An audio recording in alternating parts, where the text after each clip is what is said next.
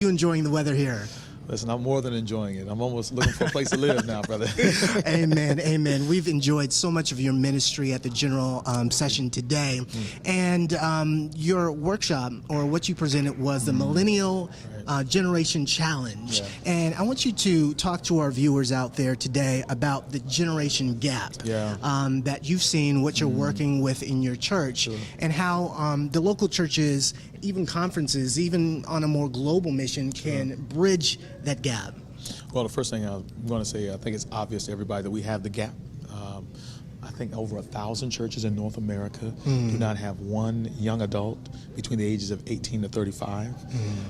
It's crucial for us to understand that. It's important because the United States population is predominantly made up of young adults. The median age is 36 years old. Okay. So what we have is we have churches that are in their 50s, and we have a community that's in their 30s. And so there's a disconnect on how to reach them. The only way we're going to reach them is we're going to need some 30-somethings and some 18-year-olds and 20-year-olds to help us reach them. So the first thing I would say is churches have to get serious about, number one, the fact that they're losing them, and number two, on how they can get them back.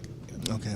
Now, you're doing some unconventional methods in reaching these young people. Can you share with our audience what exactly that you're doing and what type of success that you've seen? Wow, call it unconventional.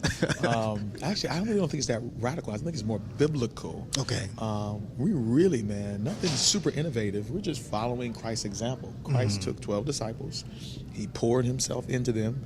They weren't perfect. They didn't have it all together. Most of them were young adults. He spent time with them. And once he did that, he unleashed them for ministry. I think the biggest thing is we've challenged our young adults with a vision, a God-sized vision. Young adults don't want to be pandered. They want to be challenged. And so that's the main thing. Man, give them something big enough where they're going to need God to be able to accomplish it. And I think, man, that's what has inspired our young people. We're basically telling them, change the world. And they're like, let's do it.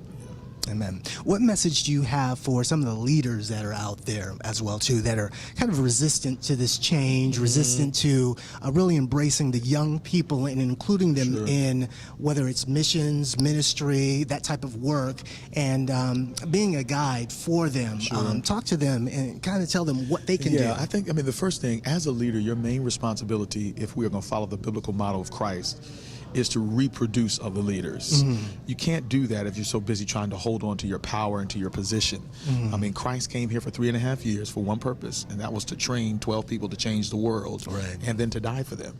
So that's the crucial part. I think so many of us we're fighting over territory and control instead of sort of loosing people to fulfill the mission that Christ has for us, and that's to reach the lost. Okay. All right. And for that young person that may be watching today, what message do you have for them? I got a message for you. Take the fight to the streets and not in the church. And I want to say, I know there's a lot of young adults, young people in your churches. You're frustrated because it doesn't seem like they're giving you the latitude to be able to do what you want to do. Let me just say this. You're spending too much time fighting and frustrated over what's happening in church on Sabbath. Man, there's a fight that's much bigger that needs more of your energy out in the streets. Man, look at the needs of your community. Look at your peers and see how they need you. Go to your Boys and Girls Club and see how you can volunteer. Look at the homeless. There's one church. Can I give you an example? Sure, There's one church in particular. They said, we want to reach the worst people in our city.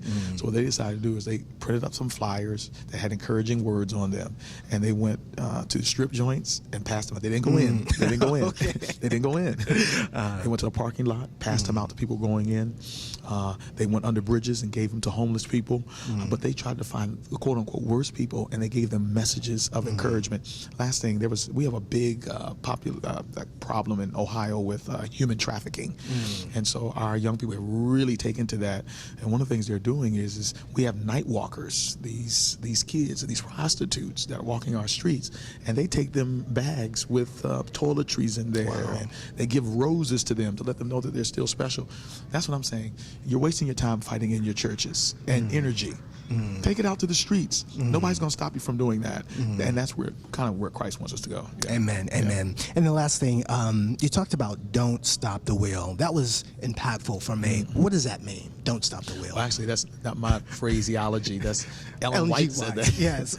She said, don't block the wheels. I guess her point is that, the process of change is ongoing, and some of us are standing in the way of that and kind of hindering that process. And I just love what Gamaliel said said about the apostles when they were doing all the great things and the Jews tried to stop them. He said, listen, he said, you can try to stop them if you want to. This is the Myron Edmonds version of the Bible. He says, you can try to stop them if they want to. He said, but if God is with them, you're not going to be able to stop them.